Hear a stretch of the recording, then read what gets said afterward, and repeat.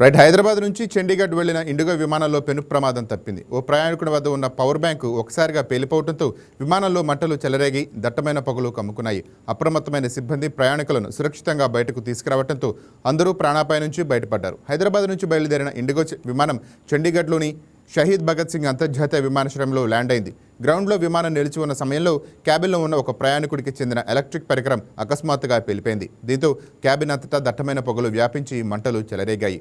ఊహించని ఈ పరిణామంతో ప్రయాణికులు తీవ్ర భయాందోళనకు గురయ్యారు.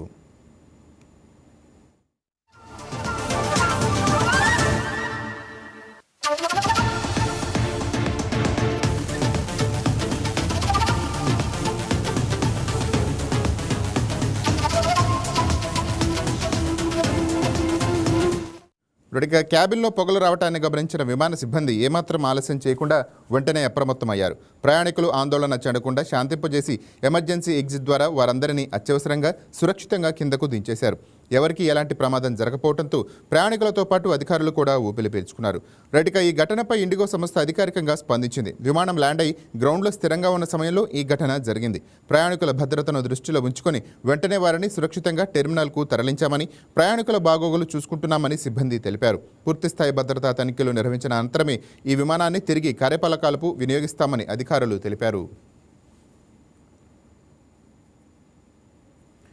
రైట్. దీనిపై మరింత సమాచారం మా ఎగ్జిక్యూటివ్ ఎడిటర్ శ్రీనివాస్ అందిస్తారు. రైట్ శ్రీనివాస్, చెప్పండి.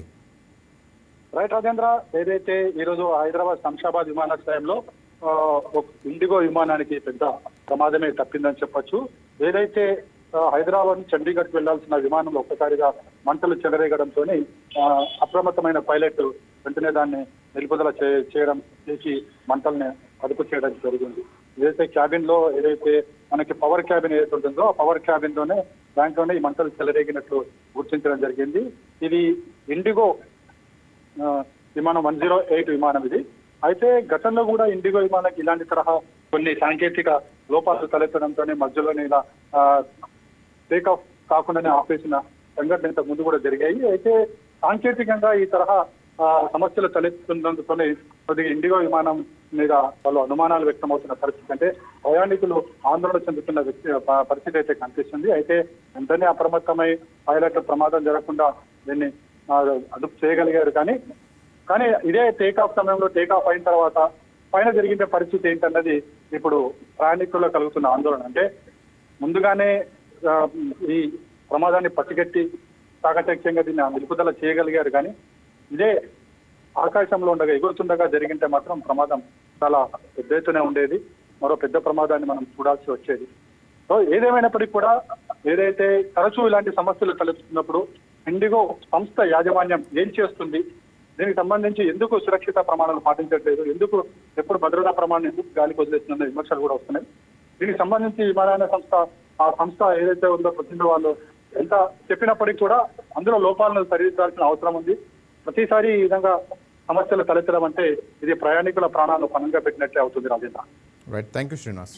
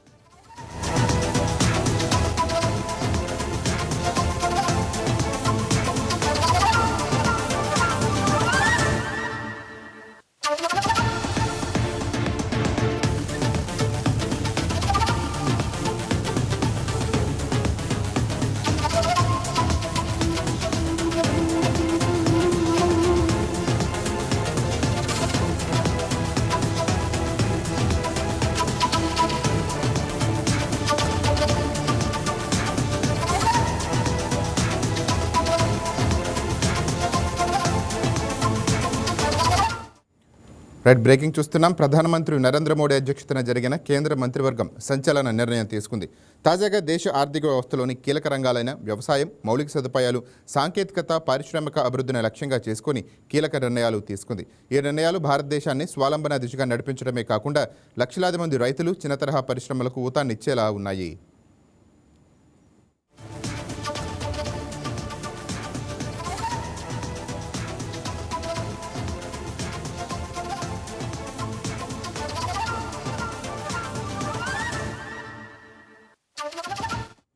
సాంకేతిక రంగంలో భారత్ను గ్లోబల్ హబ్గా మార్చే దిశగా సెమీకండక్టర్ తయారీలో 2 కొత్త యూనిట్లు కేంద్ర ఆమోదం లభించింది. 3,068 కోట్ల రూపాయల వ్యయంతో క్రిస్టల్ మ్యాట్రిక్స్ లిమిటెడ్, 868 కోట్ల రూపాయల వ్యయంతో సూచి సెమికాన్ యూనిట్లకు కేటాయిస్తూ కేబినెట్ ఆమోదం తెలిపింది. దేశంలో చిప్ తయారీ వేగవంతం చేసి దిగుమతులపై ఆధారపడటాన్ని తగ్గిస్తాయి.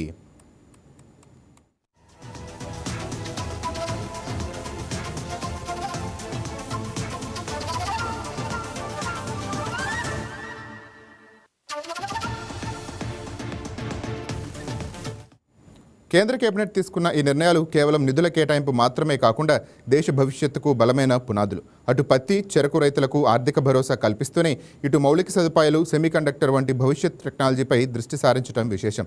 న్యాయ వ్యవస్థను బలోపేతం చేసే దిశగా సుప్రీంకోర్టు తీసుకున్న నిర్ణయాలు కూడా ప్రజాస్వామ్య వ్యవస్థకు మరింత పటిష్టం చేస్తాయి. సంక్లిప్తంగా చెప్పాలంటే ఈ ప్యాకేజీ దేశ సమగ్ర వృద్ధికి దిక్సూచిగా నిలుస్తుందని ఆర్థిక నిపుణులు భావిస్తున్నారు.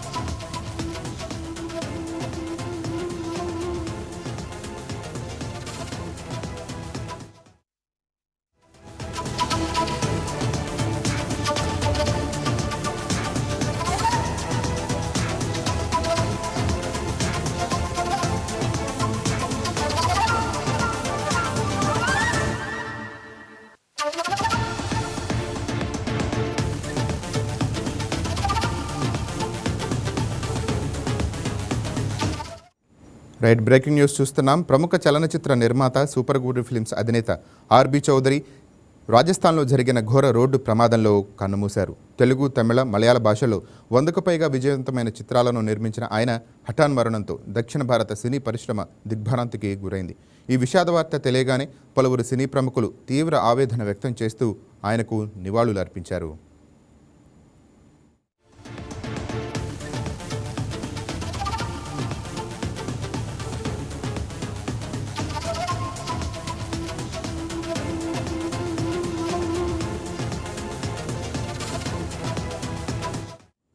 తన స్వస్థలమైన రాజస్థాన్లోని ఉదయపూర్కు వెళ్లిన ఆర్బి చౌదరి అక్కడి నుంచి వస్తూ ఉండగా రోడ్డు ప్రమాదానికి గురయ్యారు.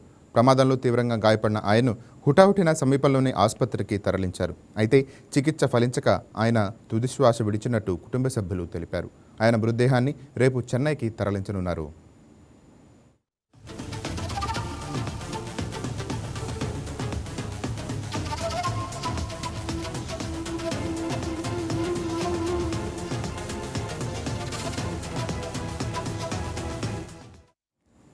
పంతొమ్మిది 1998లో చిత్ర నిర్మాణ రంగంలోకి అడుగుపెట్టిన ఆర్బి చౌదరి తన సూపర్ గుడ్ ఫిల్మ్స్ పతాకంపై ఎన్నో మరుపురాని చిత్రాలను అందించారు.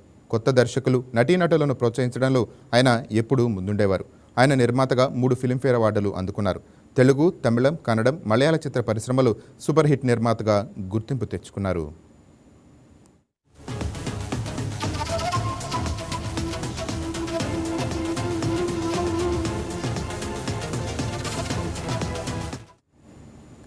తెలుగులో మెగా సూపర్ గుడ్ ఫిల్మ్స్ బ్యానర్పై ఆర్బి చౌదరి నిర్మించిన చిత్రాలు ఇక్కడి ప్రేక్షకులను విశేషంగా ఆకట్టుకున్నాయి.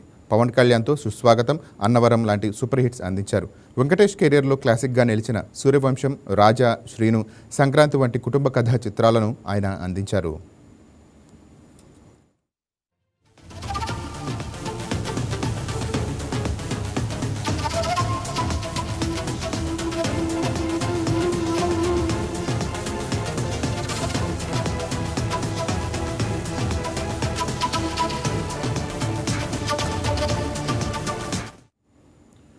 నాగార్జునతో నువ్వొస్తావని, నిన్నే ప్రేమిస్తా, స్నేహం అంటే ఇదేరా వంటి ఎమోషనల్ హిట్స్ తీశారు. ఇటు యువ హీరోలతోనూ ఆయన ప్రయాణం సాగింది. తడుంతో ప్రియమైన నీకు, రామ్ చరణ్తో రచ్చ వంటి భారీ విజయాలను అందుకున్నారు.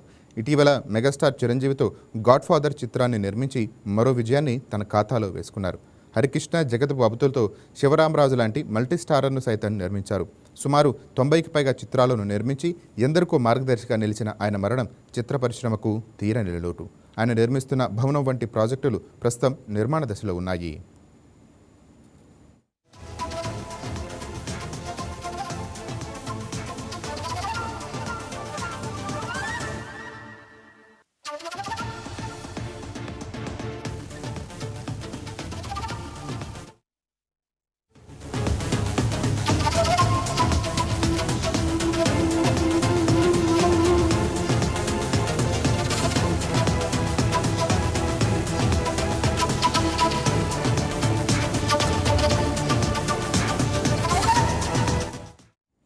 ఇక విజయనగరం జిల్లా రాజం మండలం గడ్డవలసలో విషాదం చోటు చేసుకుంది.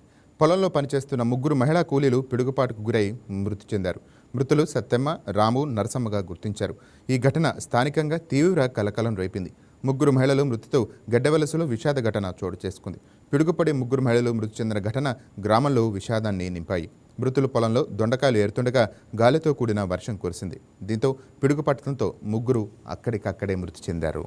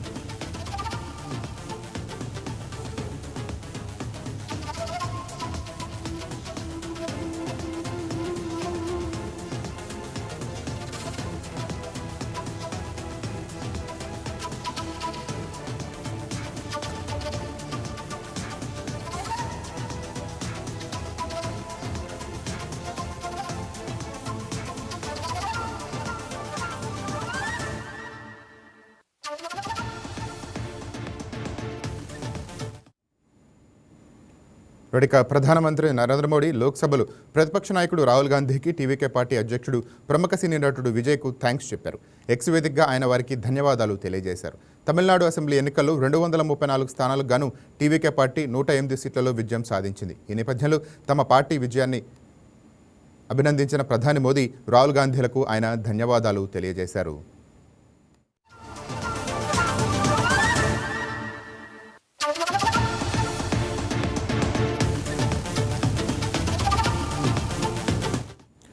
ఫలితాల తర్వాత ఆయన ఎక్స్ వేదికగా తొలిసారి స్పందిస్తూ ప్రజాశ్రేయస్సే తమ ఏకైక లక్ష్యమని విజయ్ తెలిపారు. రాజకీయాలకు అతీతంగా రాష్ట్ర ప్రగతి, తమిళనాడు ప్రజల సంక్షేమంపై దృష్టి సారిస్తామని రాసుకొచ్చారు. ఈ కృషిలో కేంద్ర ప్రభుత్వం సహకరించాలని ప్రధానిని విజ్ఞప్తి చేశారు. తనకు ఫోన్ చేసి అభినందనలు తెలిపిన రాహుల్ గాంధీకి విజయ్ కృతజ్ఞతలు తెలిపారు. ప్రజాసేవలో అత్యుత్తమ ప్రమాణాలు పాటించేందుకు, సమిష్టి సహకారం ద్వారా రాష్ట్ర సాంస్కృతిక వారసత్వాన్ని పరిరక్షించేందుకు కట్టుబడి ఉంటామని చెప్పారు. రాజకీయాలకు అతీతంగా ప్రజా సంక్షేమానికే అధిక ప్రాధాన్యత ఇస్తామని విజయ్ అన్నారు.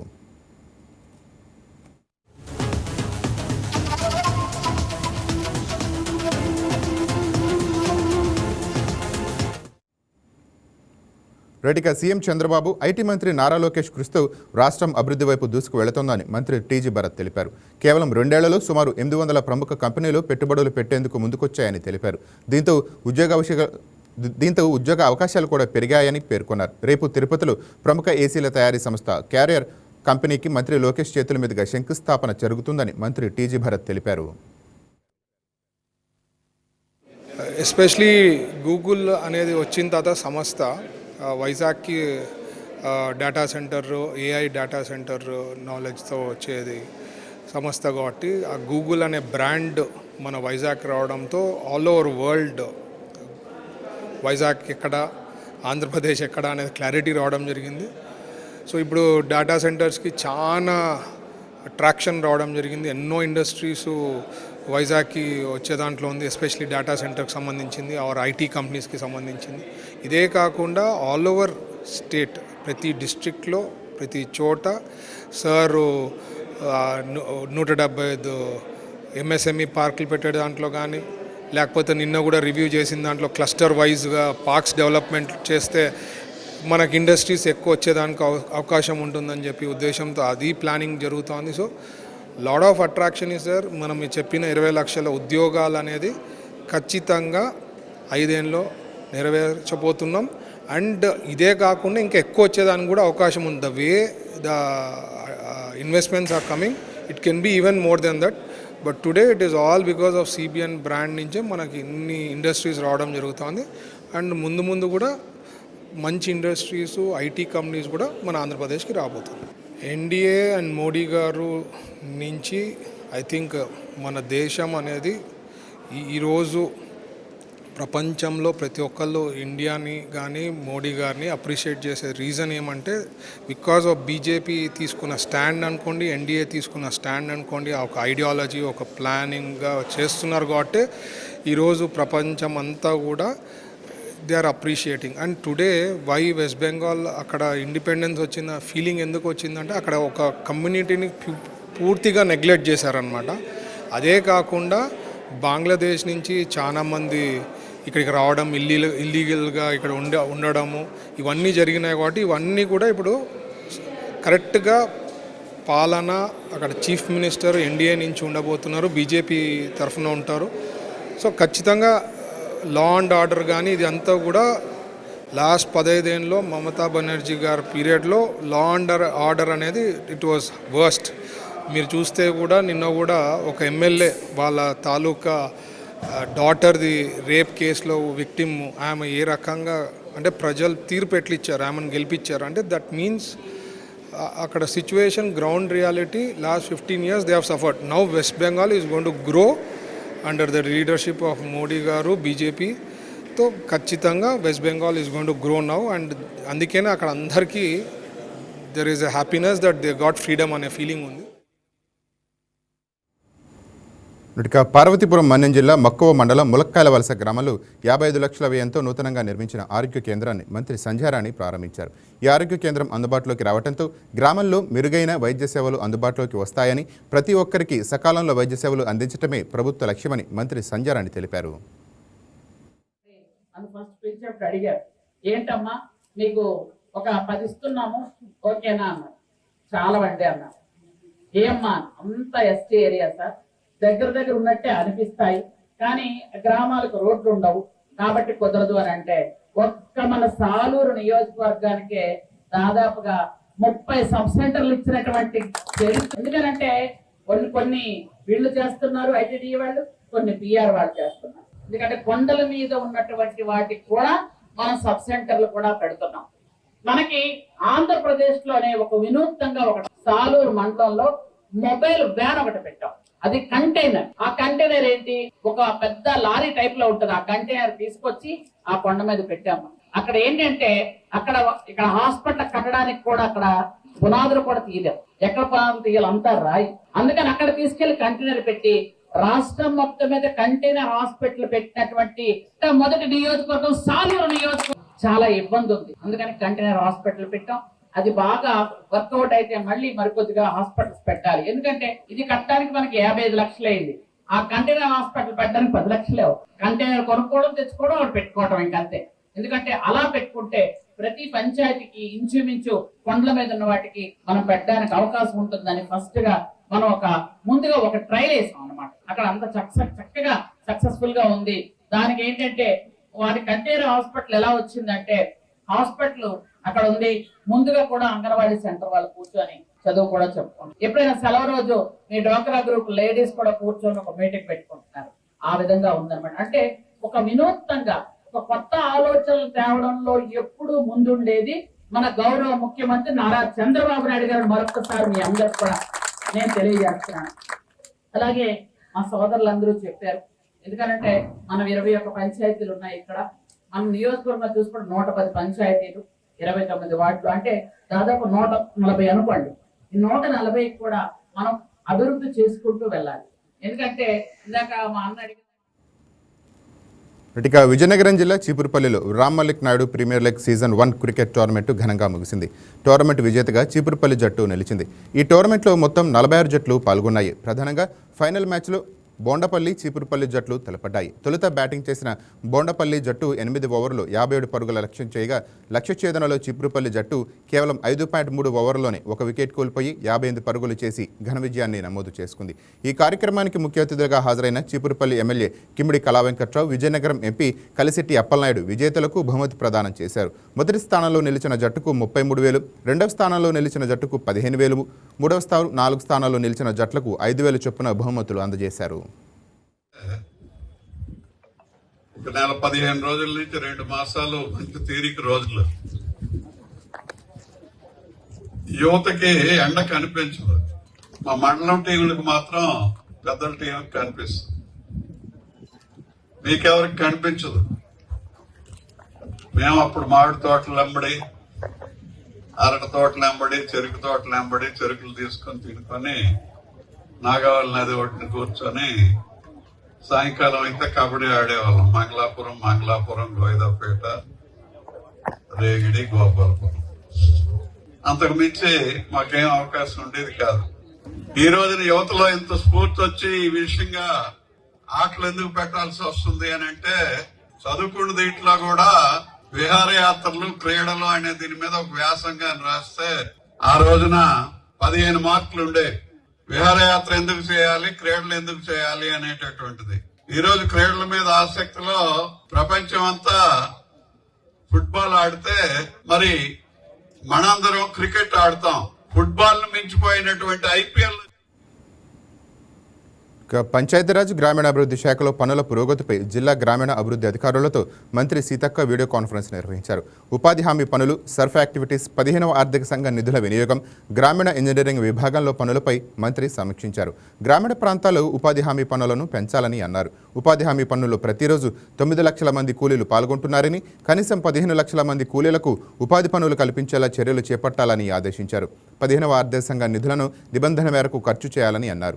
ఆర్థిక సంఘ నిధులను ఇతర అవసరాలకు వెచ్చిస్తే చర్యలు తప్పవని హెచ్చరించారు. రాష్ట్ర అవతరణ దినోత్సవం జూన్ 2 లోపు మహిళా సమైక్య భవనాల నిర్మాణం పూర్తయ్యేలా దృష్టి సారించాలని మంత్రి సీతక్క ఆదేశించారు.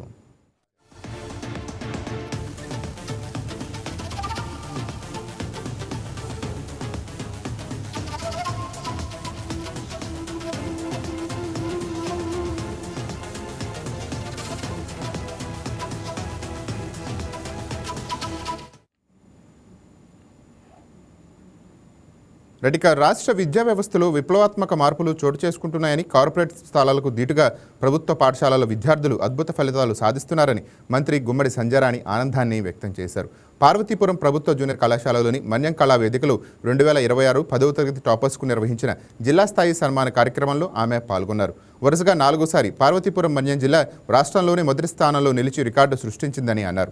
500 మంది విద్యార్థులు 590 మార్కులు సాధించి జిల్లా గర్వపడేలా చేశారని అన్నారు.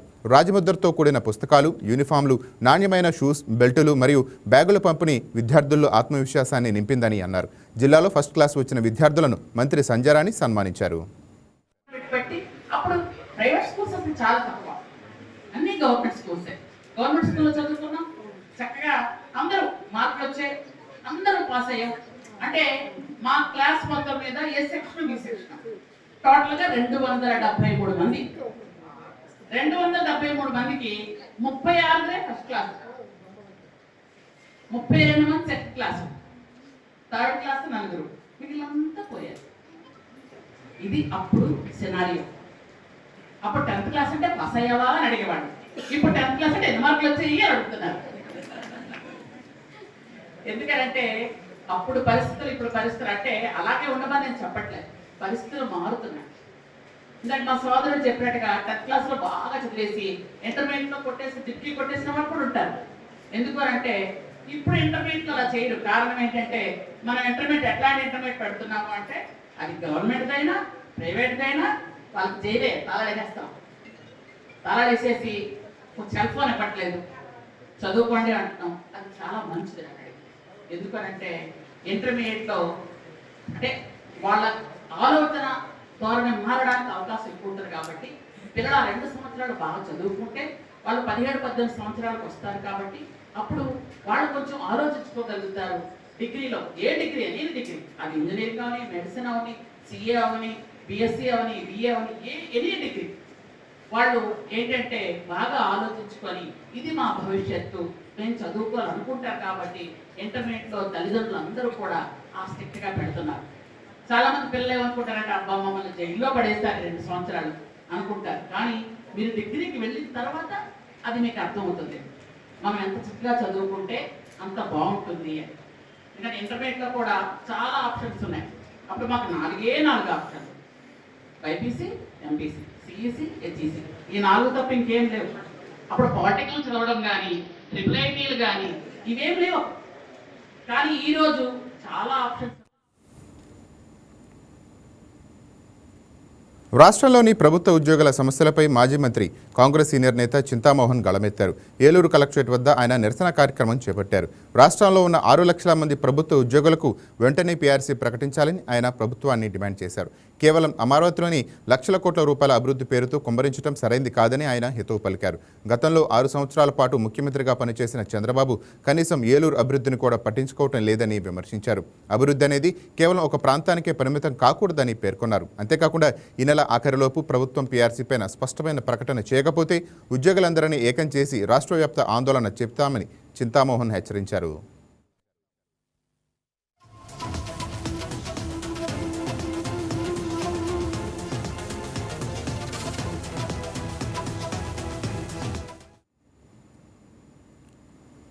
తిరుపతి జిల్లాలో అంతర్రాష్ట్ర ఎర్రచందన స్మగ్లింగ్ ముఠాను పోలీసులు అరెస్ట్ చేశారు. ఇంటెలిజెన్స్ విభాగం, red sandal task force, forest శాఖల సమన్వయంతో ప్రత్యేక జాయింట్ ఆపరేషన్ నిర్వహించామని ఎస్పీ సుబ్బారాయుడు తెలిపారు.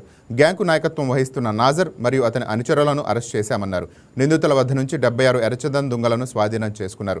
స్మగ్లింగ్ కార్యకలాపాలకు ఉపయోగిస్తున్న ఒక వ్యాన్, 2 కార్లను సీజ్ చేశారు. ప్రధాన నిందితుడు నాజర్భాయ్పై ఇప్పటికే 10 క్రిమినల్ కేసులు నమోదైనట్టు గుర్తించామని ఎస్పీ తెలిపారు. తమిళనాడు, కేరళ, కర్ణాటక రాష్ట్రాలకు చెందిన సుమారు 430 మంది స్మగ్లర్ల నెట్వర్క్ను గుర్తించి అరెస్టులు చేపట్టామని తెలిపారు. విభాగం మరియు red sandal task force, forest విభాగాలకు రాబడిన ఖచ్చిత సమాచారం మేరకు ఆపరేషన్స్లో భాగంగా కులశేఖర్ మరియు శ్రీనివాస్ రెడ్డి, షరీఫ్ వీరి ఆధ్వర్యంలో ఈరోజు ఒక ఆపరేషన్ చేయడం జరిగింది. ఇందులో ముఖ్యంగా inter state illegal transportation of red sandal task force సంబంధించిన నాజర్ కేఎన్ నాజర్ బాయ్ అనే వ్యక్తి మరియు వాళ్ళ సంబంధించిన మరికొంతమంది ఇంటర్ స్టేట్ గ్యాంగ్ ఆపరేట్ చేస్తుంది అనేది ఒక ఇన్ఫర్మేషన్ బేస్ చేసుకొని ఆపరేట్ చేశాము. దాదాపు 2-3 సంవత్సరాల ముందు ఆల్రెడీ రిజర్వ్ చేసిన ఈ రెడ్ శాండిల్ దుంగల్ని దాదాపు 76 నెంబర్ని, ఇది 2 కోట్ల విలువ చేసే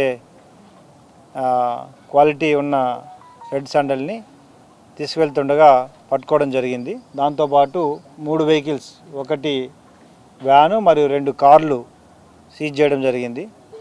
అదేవిధంగా ఈ ఆపరేషన్లో మరో 3 తప్పించుకొని వెళ్ళారు. వారిని కూడా పూర్తిగా ఇంట్రాగేట్ చేసి కేసులో తీసుకురావడం జరుగుతుంది. దాదాపు ఇప్పుడున్న వ్యక్తి హైదరాబాద్ నుంచి విశాఖ సందర్శనకు వచ్చిన యువకులు ఆర్కే బీచ్లో అత్యుత్సాహం ప్రదర్శించారు.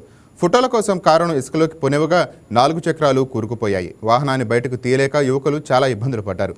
సమాచారం అందుకున్న 3 టౌన్ పోలీసులు వెంటనే స్పందించి కారును బయటకు తీసేందుకు యువకులకు సహాయం చేశారు.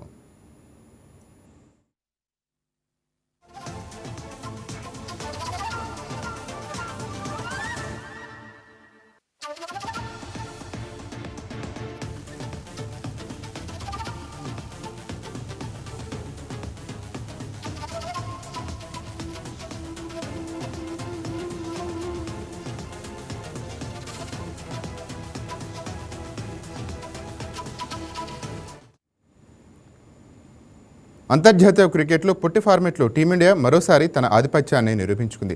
ఐసీసీ విడుదల చేసిన వార్షిక T20 పురుషుల జట్టు ర్యాంకింగ్స్లో భారత్ తన అగ్రస్థానాన్ని పదిలం చేసుకుంది.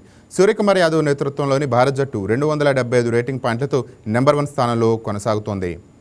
గతంలో పోలిస్తే పాయింట్ల ఆధిక్యం కాస్త తగ్గినప్పటికీ రెండవ స్థానంలో ఉన్న ఇంగ్లాండ్ కంటే భారత్ స్పష్టమైన ఆధిక్యంలో ఉంది. ఆస్ట్రేలియా జట్టు 258 పాయింట్లతో మూడవ స్థానంలో నిలిచింది. మే 2020 తర్వాత ఆడిన మ్యాచ్లకు 100%, గత రెండేళ్ల మ్యాచ్లకు 50% వెయిటేజీ ఇచ్చి ఈ తాజా ర్యాంకులను ఖరారు చేశారు. 2024-26లో వరుసగా 2 టీ20లు ప్రపంచ కప్ గెలవటం, ఈ కాలంలో ద్వైపాక్షిక సిరీస్లోనూ ఓడిపోకపోవడంతో భారత్ స్థానం పటిష్టంగా ఉంది.